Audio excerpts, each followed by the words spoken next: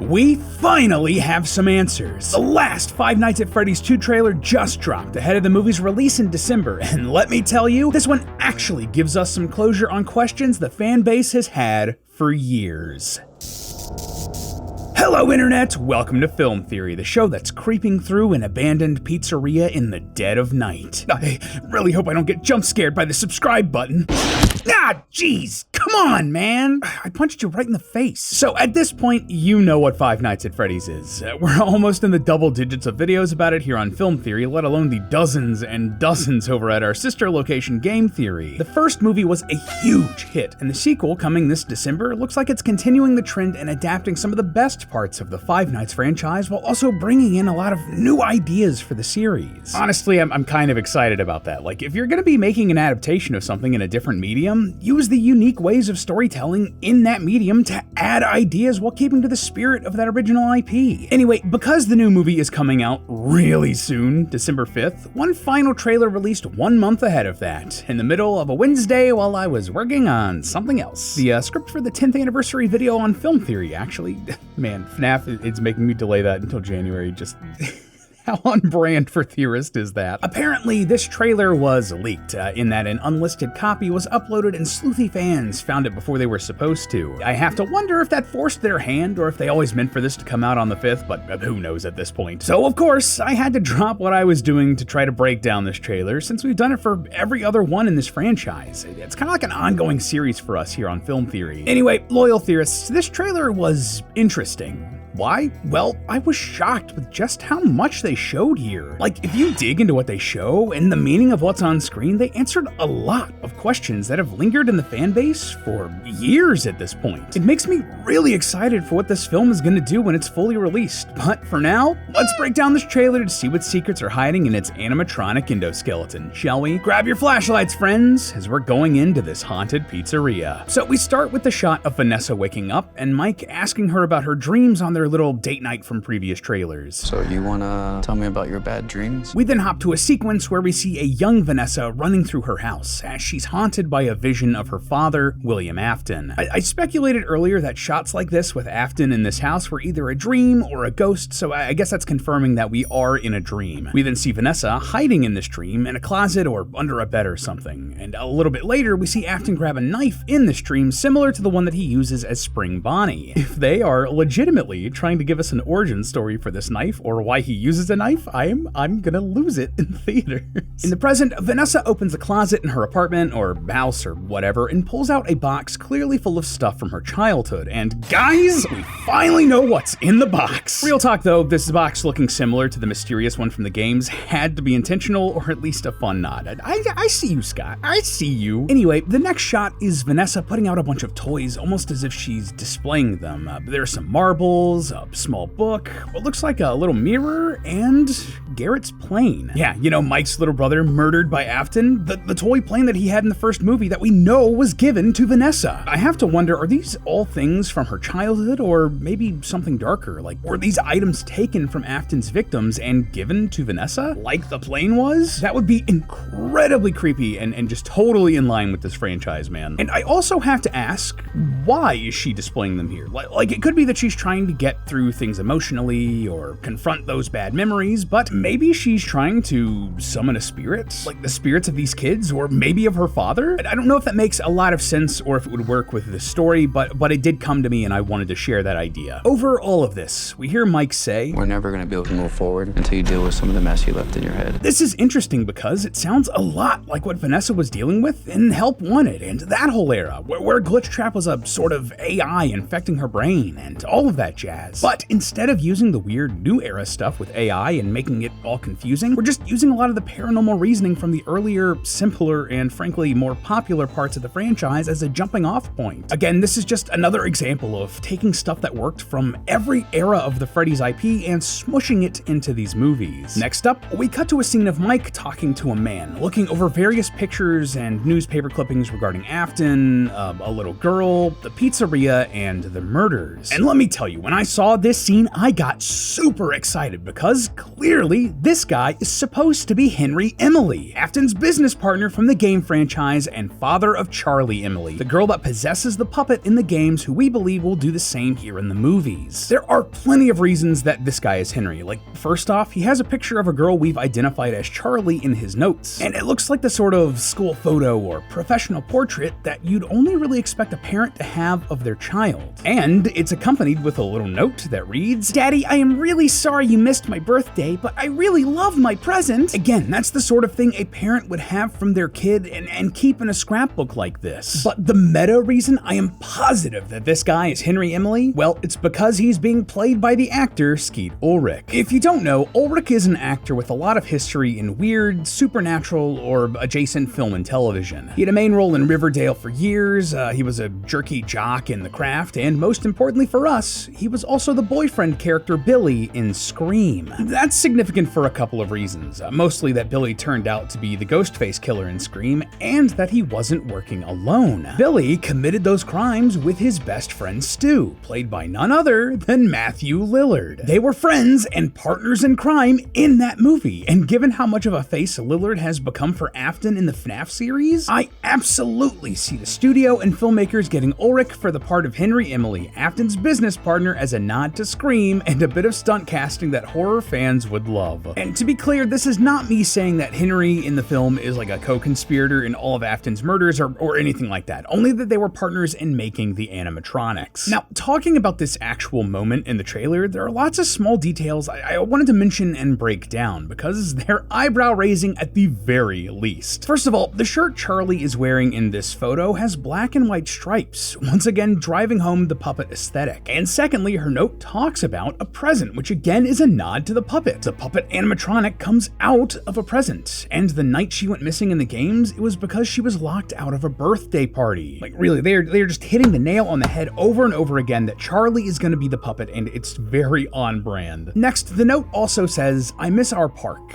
before getting cut off because it's folded over. This is a bit weird. At first I thought it might be referencing FNAF 1, where Garrett went missing in that movie. Like, maybe it was a pattern for Afton that he took kids in parks, but that falls apart for a couple of reasons I'll get to shortly. So perhaps this park is a reference to the theme park of the Fall Fest that we see later in the trailer. It's just a thought anyway. We also get a little news article here about William Afton's early ambitions. This is more or less a puff piece, but it does talk about how Afton was a genius with animatronics and continued experimenting with new ways of making them. This is definitely pointing towards his work with Remnant and trapping souls in the animatronics. It's also strange that Henry is not as big of a focus here because we thought Afton was the business guy in their partnership and Henry was more the animatronic guy. But this is letting us know that, sure, maybe Henry knew his way around animatronics, but Afton was also an animatronic guy. But okay, all of that is neat or whatever, but the big thing we learn here, and the thing that made me and Tom light up like animatronic Christmas trees, this line right here. It wasn't until years later when those 5 children went missing that I knew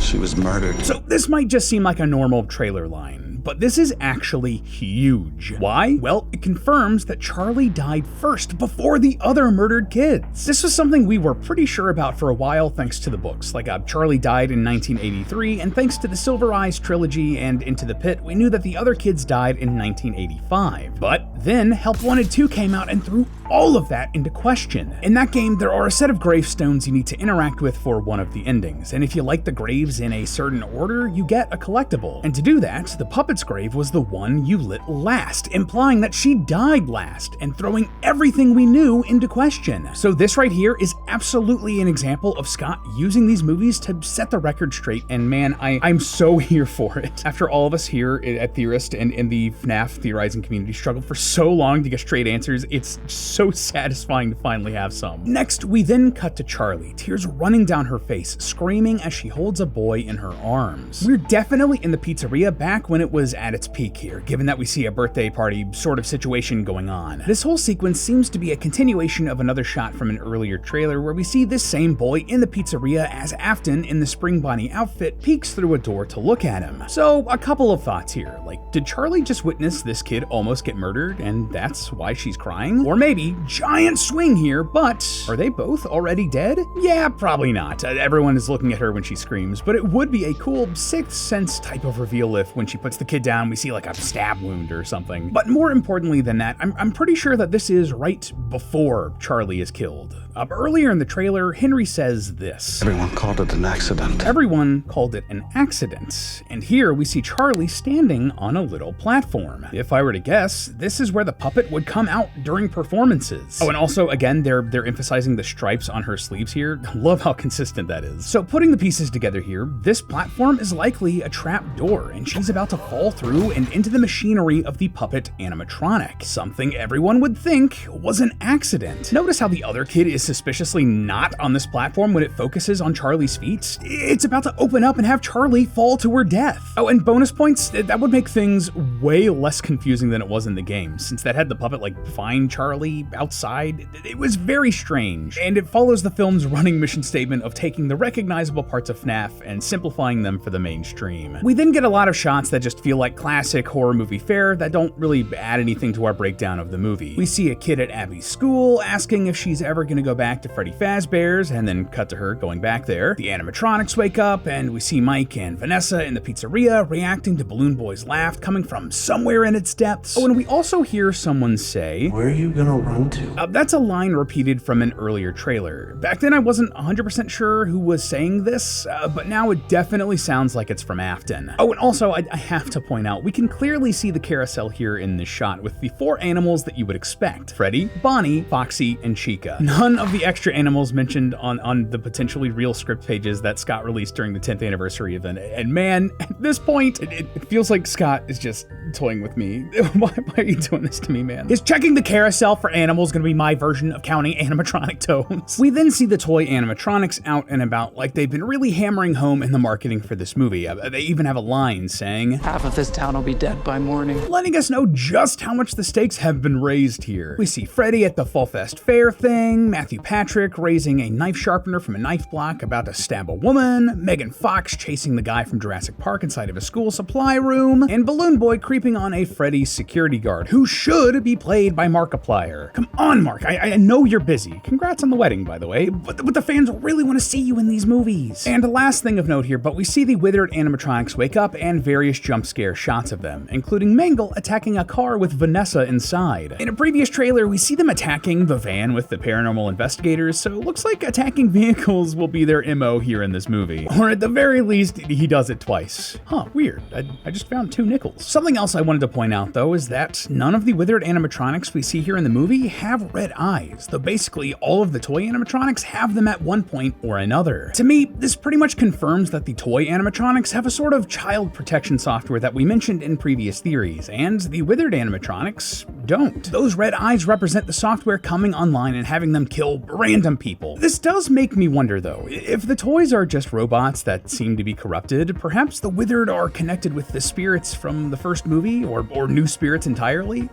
It's just a thought. Now, those are the broad strokes of the trailer, and most of our learnings from it, but of course, it's a FNAF trailer, and there's deeper meanings to be found here. And probably the most important thing that I picked up from this trailer was that it really seems like this movie is going to be answering a lot of questions that the series has asked for a long time. When young Vanessa is having this scary dream about her dad in the trailer, we see a bunch of images of a workshop. There's a bunch of animatronic equipment, as well as like medical tools you might find in a doctor's office or hospital or whatever. Now, there's a lot of dust on this medical equipment, so if you ask me, this actually isn't connected to the dream at all. This is something I think the characters are going to find in the present day, and it just like matched the tone for the rest of the trailer, so you know, they pulled trailer trickery and shoved that together, but that's neither here nor there. No, the big thing I wanted to focus on here was this. We see designs for a Freddy Fazbear animatronic on some old paper. Of course, you know us. When something like this pops up on screen, I absolutely had to pour over to see if there was any new information we could glean from it. And oh boy, don't you know that there was. You see up here where it says that this is Freddy 3.0, that it's a new design? Well, that's significant because if you compare this against all the other Freddy animatronics we see in the film series, series, this lines up most with the Freddy Fazbear from the first movie. The main Freddy, the classic Freddy, not the withered or the toy Freddy designs. You can really tell if you compare the jaw designs for the blueprint, classic Freddy, toy Freddy, and withered Freddy. This is